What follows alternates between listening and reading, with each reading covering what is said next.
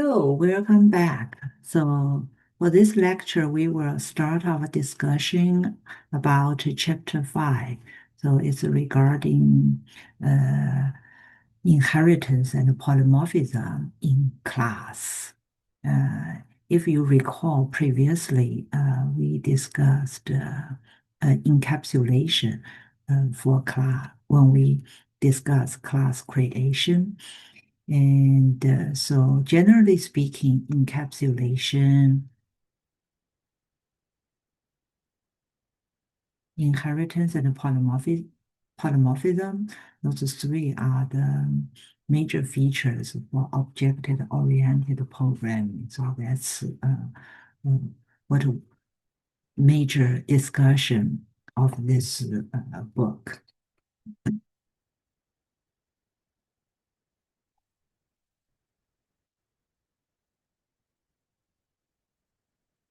So for this chapter, we will cover the following points. We will first understand what is inheritance. So what is inheritance relationship? It's also called is a relationship. If you recall, in previous chapters, we discussed the has a relationship. Okay, that's an aggregation relationship among classes. Okay, so in this chapter, we will discuss is a relationship among classes. And because it's inheritance relationship, okay, so inheritance from what? Is it so? Generally speaking, it's parent-kids relationship. Is it so? In Java, we call the parent class, we call it a superclass. Okay. And for Java, we call it a subclass. So how do we define superclass? How do we define subclasses? What are the features we need to cover? Well, after that, we are going to discuss a lot more about polymorphism. So polymorphism, poly is um, poly means many. Okay, morphism means some forms. So many forms. Okay, so what does that mean? Many forms. Later on we will see. Okay, regarding the relationship between superclass and subclass. And so we will understand subtyping relationships. What is a virtual method table? What does that mean? So how do we differentiate a variable's static type and the dynamic class? Okay. And how polymorphism and dynamic dispatch interact. Okay, so how polymorphism is achieved in object-oriented programming.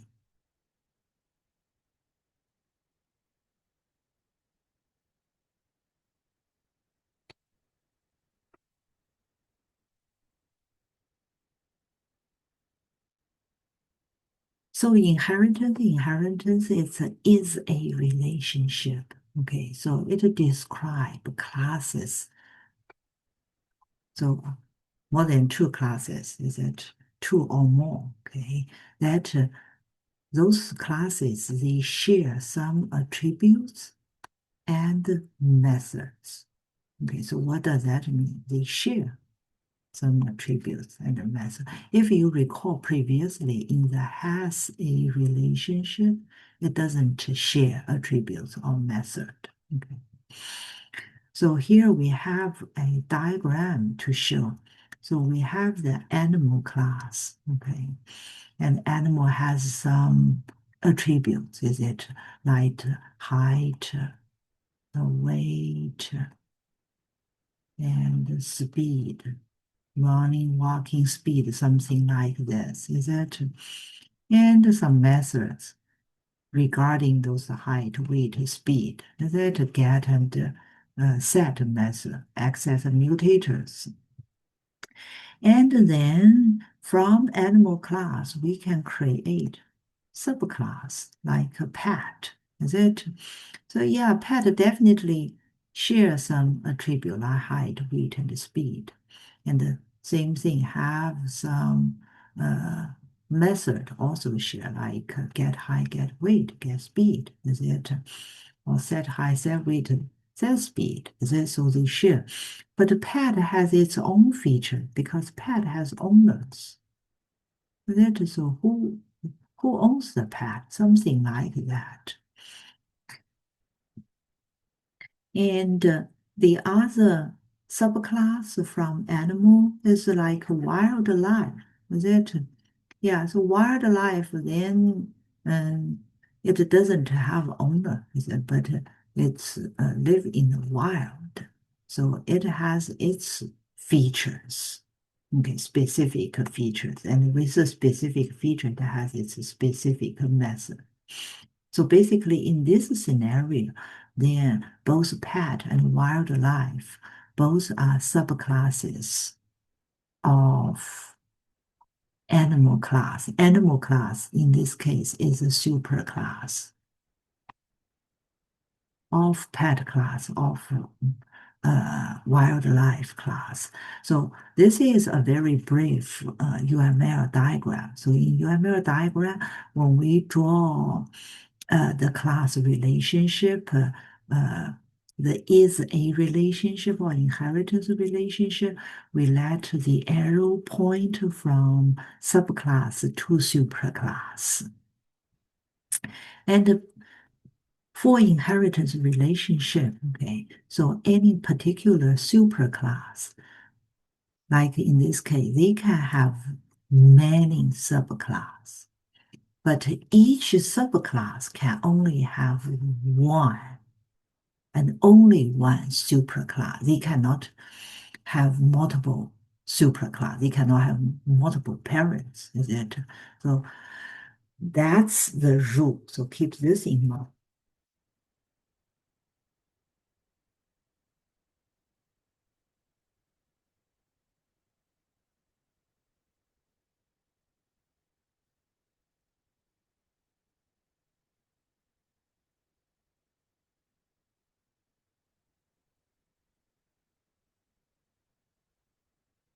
And then the core concept about the is a relationship is superclass is more generalized class, and it can have multiple subclasses. Okay, subclass more specialized class and can only have one superclass.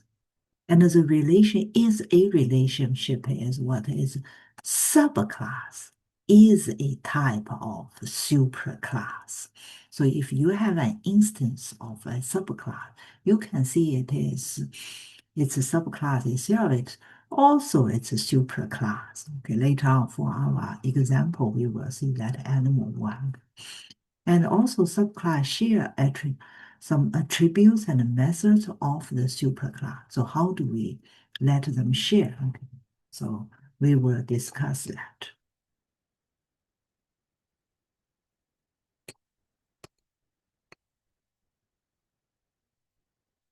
So previously we just discuss is it subclass can share the attributes and methods or behaviors with its superclass. So in Java, how do we let that achieved? It's through a keyword. We call it a protected keyword. Okay. And so far, for class, we learn public. So those keyword public, protected, and private. So they define the accessibility or visibility.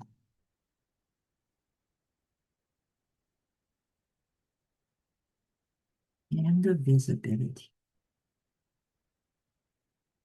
of the class. Okay. So protected. So in this chapter, we learn a new keyword called protected. So protected, you can define it for instance variable. You can also define it for method. Okay, not just instance. Okay, and so for the variable or method within the class, so instance or class. Okay, if you define them as protected, then what that means is the subclasses, then the subclasses can inherit them. Okay, because they can inherit them, so they can directly access that variable and method. If a class does not inherit from the superclass, then you cannot access protected field. So that's the key point. So if there is inheritance relationship, then you can access protected variables and method. And using protective visibility, it says it will allow subclasses to share attributes and method of the superclass. Okay. And so it will allow us to fully operationalize the inheritance relationship so that by what? By controlling the data member and the methods that you want the subclass to inherit. Okay. And you can also strictly define the variables and methods only belong to superclass. Then you only make them private. Okay. Even not protected. If you define them as protected, that means subclass can access. So you let them share with subclasses.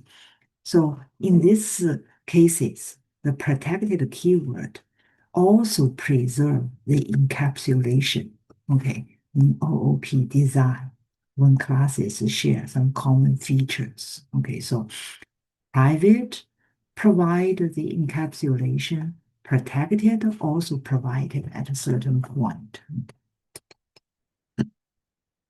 So this is a keyword, protected. And its accessibility and visibility.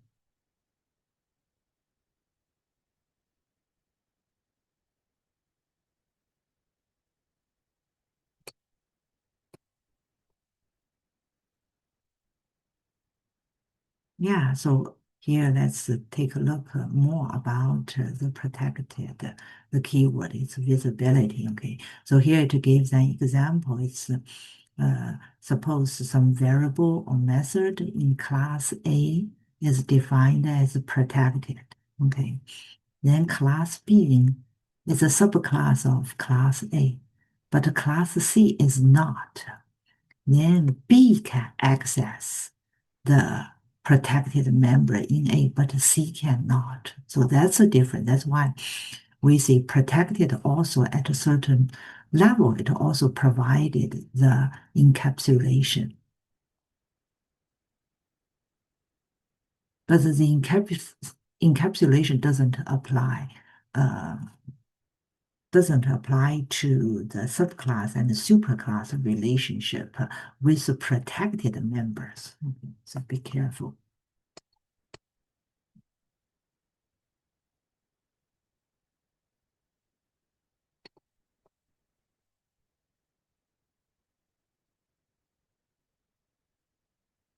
Okay, and then because of the subclass, superclass, the relationship is it, and try to provide the shared attributes and behaviors. Okay, so we have the protected keyword defined.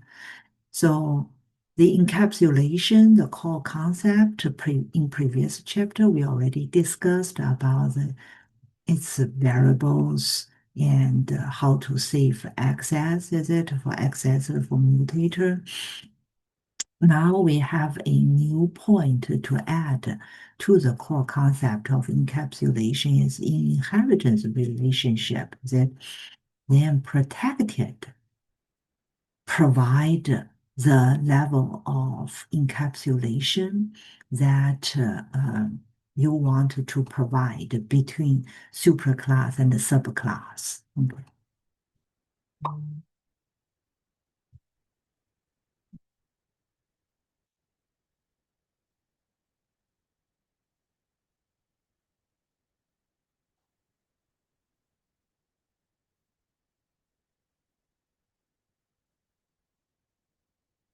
And if you recall previously, in our previous chapter discussion, we also mentioned uh, the class called object, and at that time we call it the root class. Okay, and basically in Java, object is a root class of all inheritance trees. Okay, it's a root. Okay, so it's a root class for all of the other classes. So for that animal UML diagram, if we add object, then animal is a subclass of object. Okay, so that's why if you recall for the toString method, for the equals method,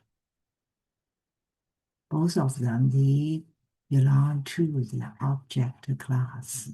Okay, and when we define our own version of toString and equals, we have the annotation called override. Is it?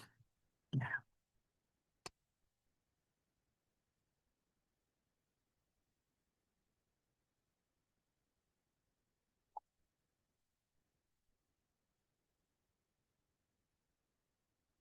Okay, and then for the override annotation, yeah, previously we already saw them, but let's see, because this is used in inheritance relationship, okay, mostly. So if we wanted an implementation that is specific to the subclass, then you do need to override the superclass's implementation. Is it just like if you recall that toString method?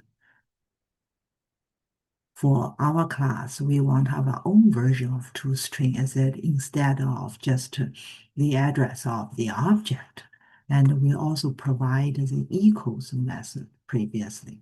So we also want our own version implementation. Okay. So if you do want, then you make the method with the override annotation. And that's above the method header. Okay. So that you specify that the subclass should use the following implementation instead of the one that is from the superclass. That's what this means, okay? And to properly conduct the override operation, we need to be sure is the method header return type needed to be exactly match superclass's method header and return type. So this is the requirement for this add overhead annotation for your overridden method.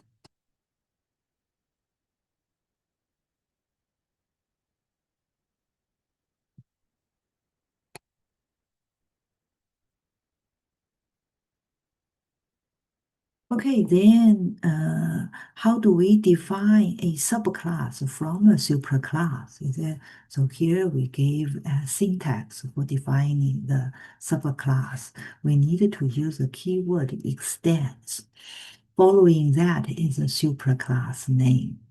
And before that, you give your subclass name. And of course, you can also provide the accessibility, visibility of your class, public, private, or protected. Okay.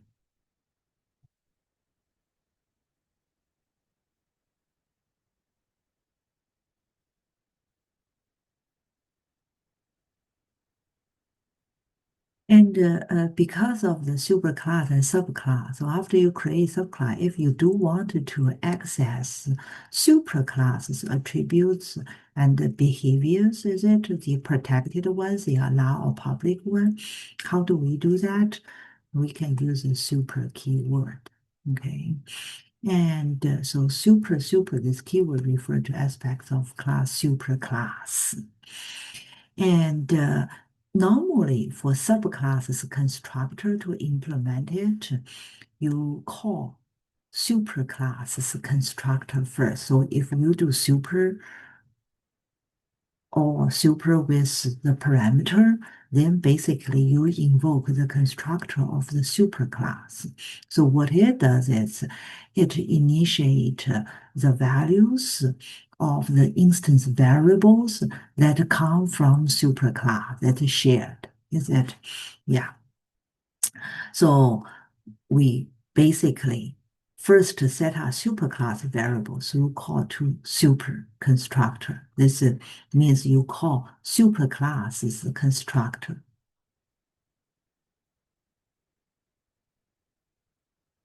So construct, okay. And then you assign values to subclass specific variables in its constructor. So within subclass constructor, the very first thing you will do is you call this is super.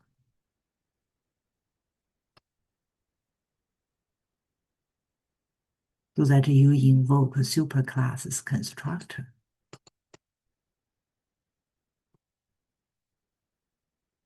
Okay, the override annotation. Okay, so it does the override method for the superclass. So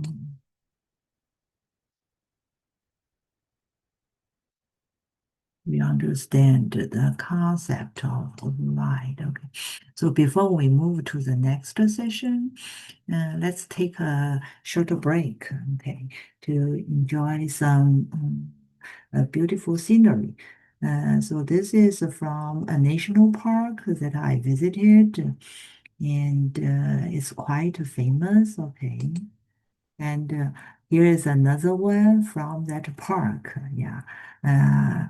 Some of you may already visited this national park, and yeah, then you will know what this national park is. So we will find out at the end of this chapter. So that's the end of this section. Okay, we will come back for the next session in a little while.